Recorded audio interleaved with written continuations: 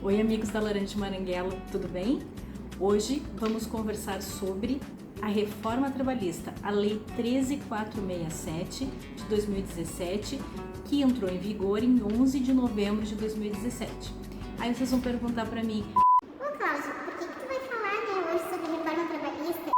Um tema que já está, vamos dizer assim, bem batido, mas realmente ele já está um tema bem batido, bem discutido, mas só nesse momento agora, 2023 e a partir agora de 2024, nós vamos ter muitos efeitos da reforma trabalhista, como também efeitos da pandemia também, as MPs, né? Mas isso seria um próximo vídeo.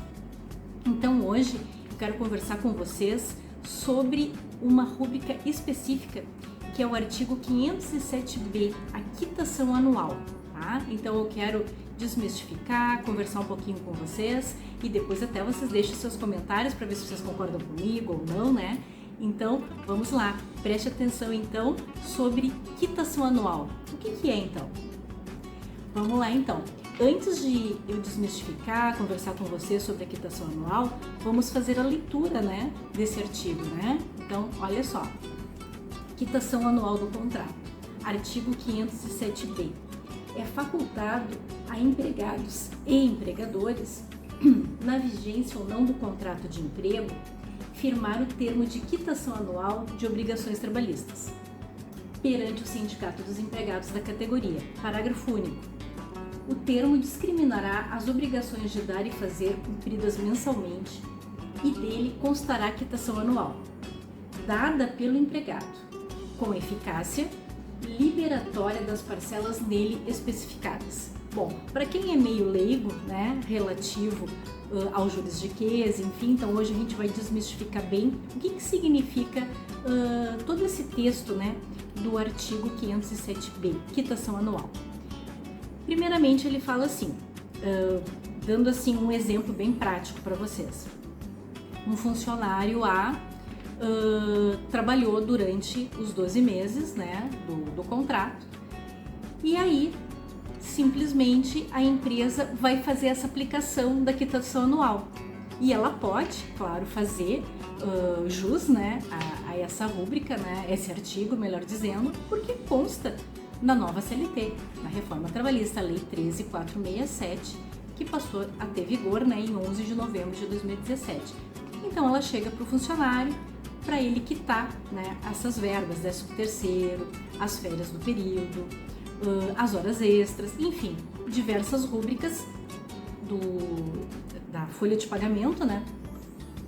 E esse funcionário vai fazer a leitura, vai assinar, vai datar que naquele período dos 12 meses ele deu a quitação anual, por isso que já diz quitação anual, certo?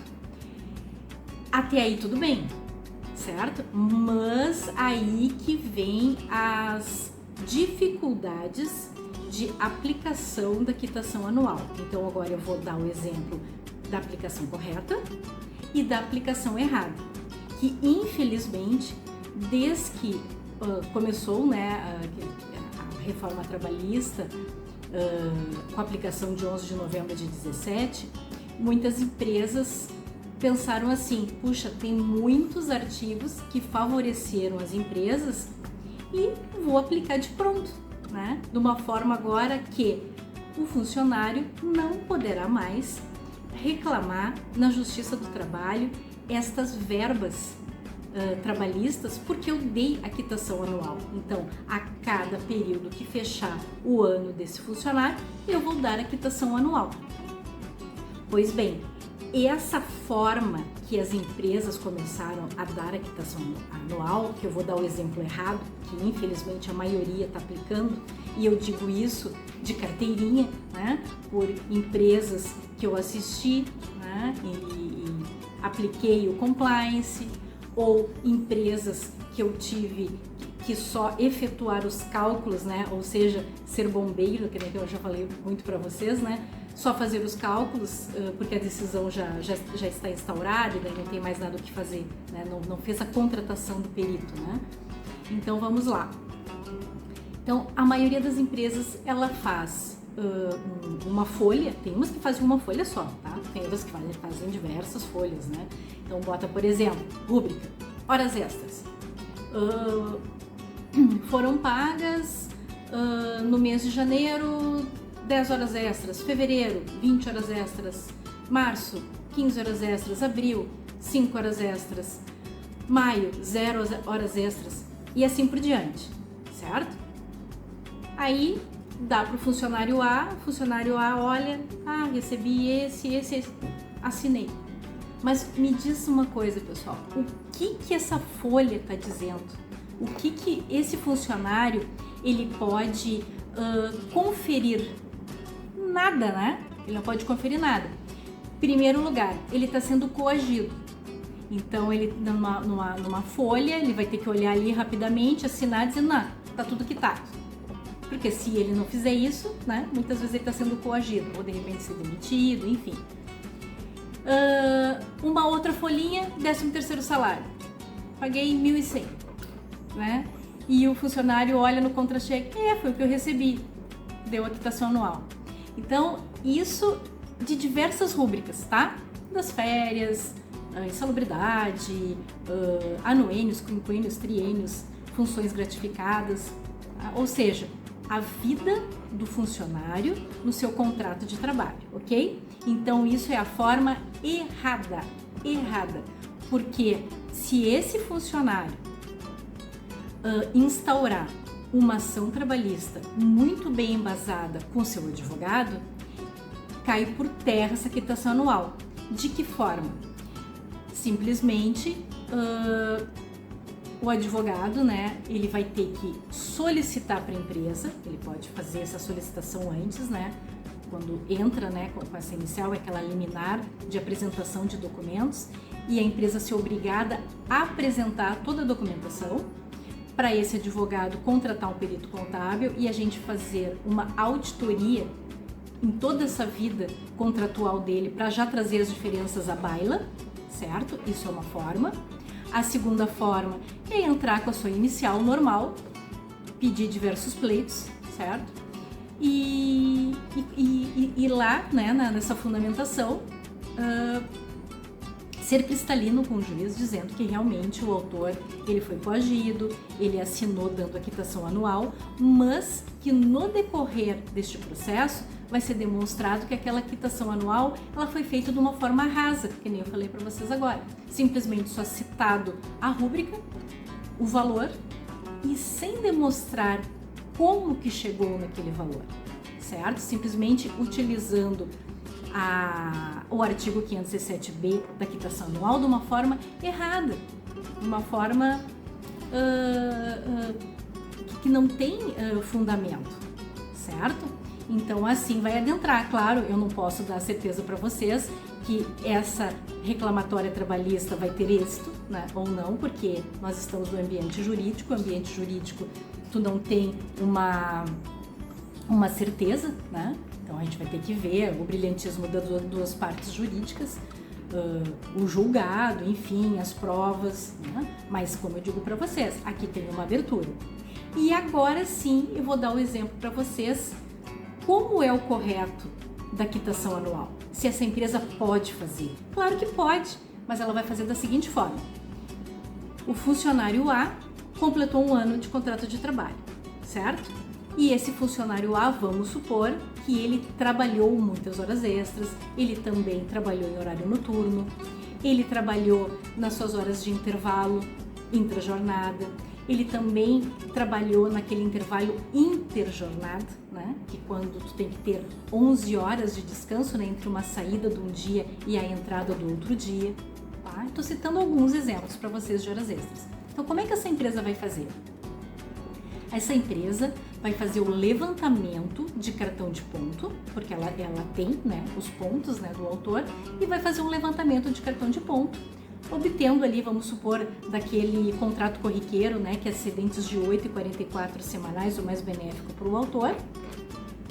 Vai mostrar, então, vão ser 12 folhinhas, né, porque vai ser um levantamento de cartão de ponto por cada mês, mostrando, então, para o autor efetivamente quantas horas extras ele trabalhou, quantas horas noturnas, quantas intras, quantas interjornadas, certo? E confrontando com o contra-cheque desse autor, né? Então vai dizer assim, ele trabalhou 10 horas no mês de janeiro de 2019, sei lá, e foi pago realmente o mesmo número de horas, tá? Também provando qual foi a base utilizada para o pagamento dessas horas extras, dessas horas noturnas, dessas horas de intervalo, mostrando que realmente toda a base ali remuneratória entrou para esse pagamento, certo? Então, aí esse autor vai fazer essa conferência, né? E esse autor também, ele tem que realmente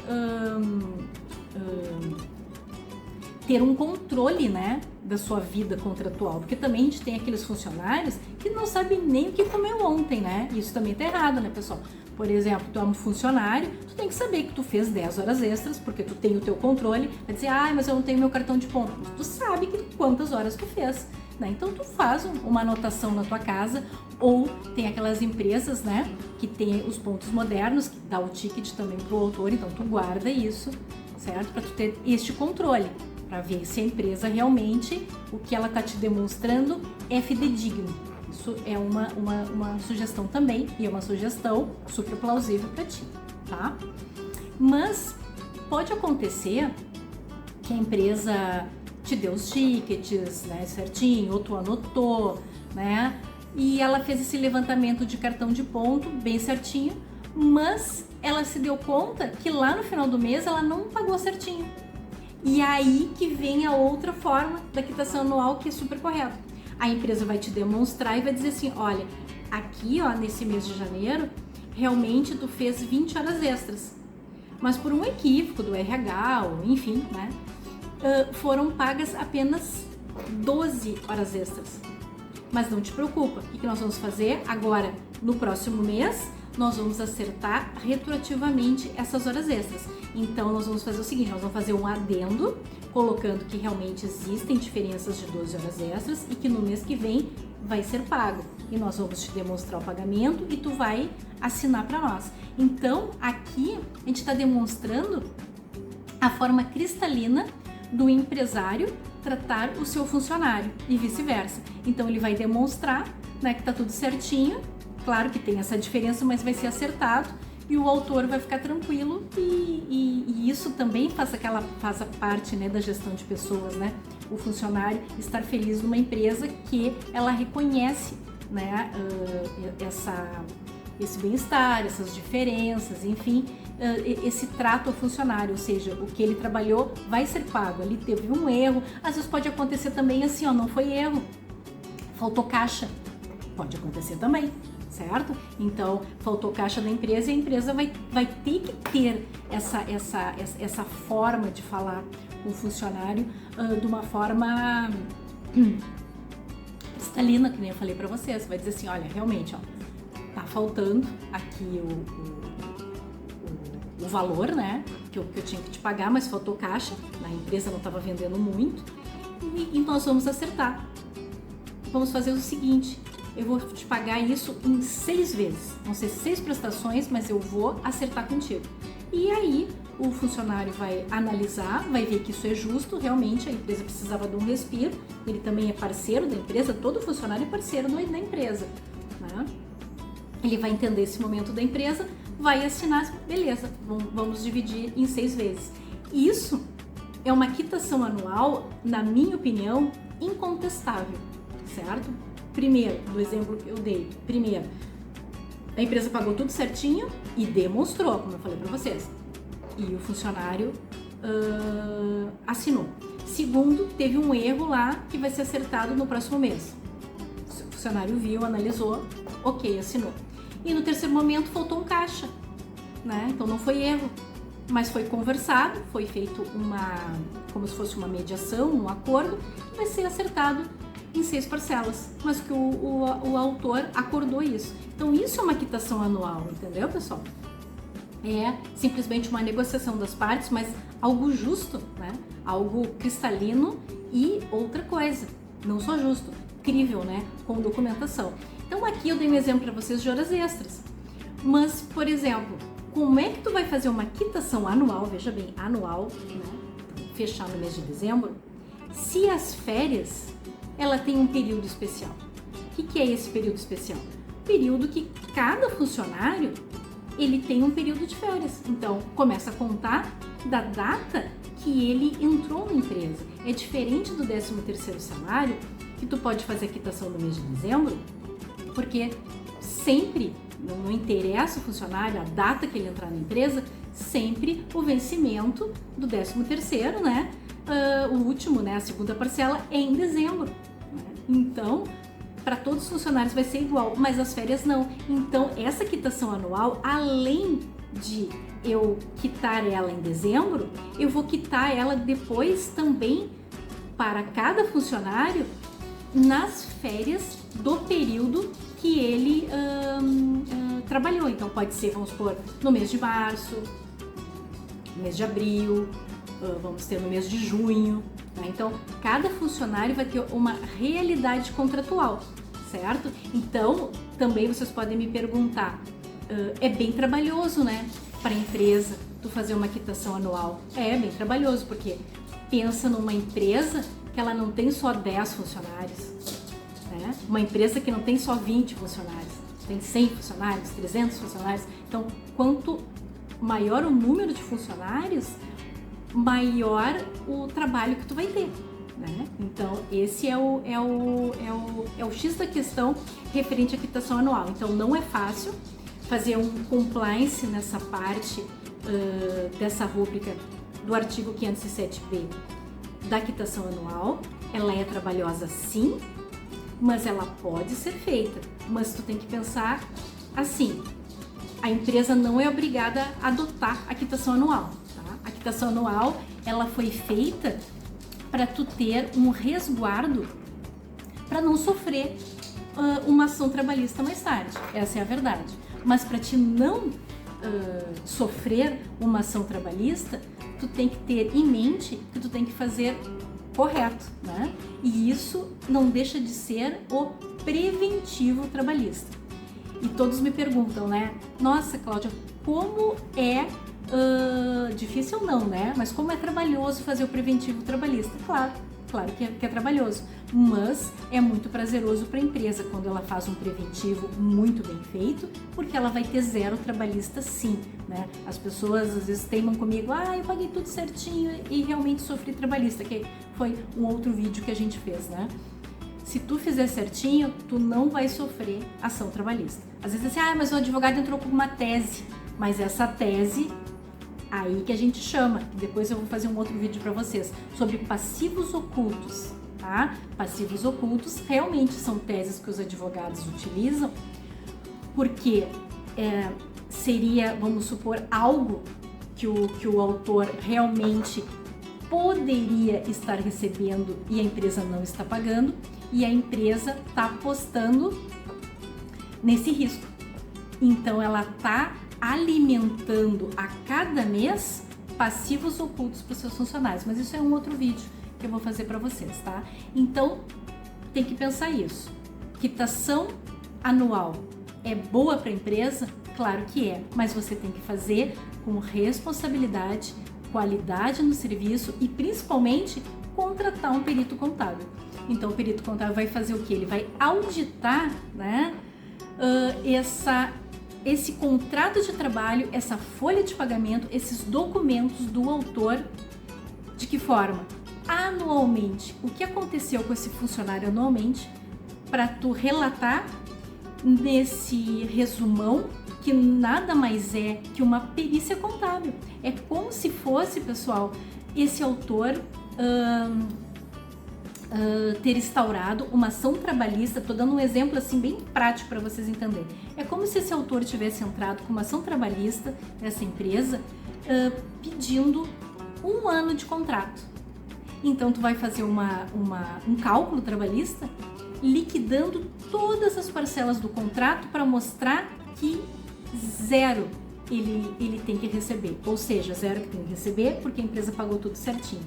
Se a gente achar diferença, a empresa vai ter que acertar no próximo mês, tá? Então espero que vocês tenham gostado desse vídeo. Se ficaram com dúvidas, coloquem nos seus comentários. Se gostaram também, compartilhem o nosso vídeo, se inscrevam no nosso canal, ativem o sininho, porque aí vocês vão estar sempre recebendo os nossos vídeos novos, certo? E também se quiser mandar sugestões para nós, a gente também aceita, né? Porque o intuito do nosso canal é esclarecer, trazer conhecimento, né, para vocês advogados, peritos contábeis e empreendedores, certo? Então, até o próximo vídeo.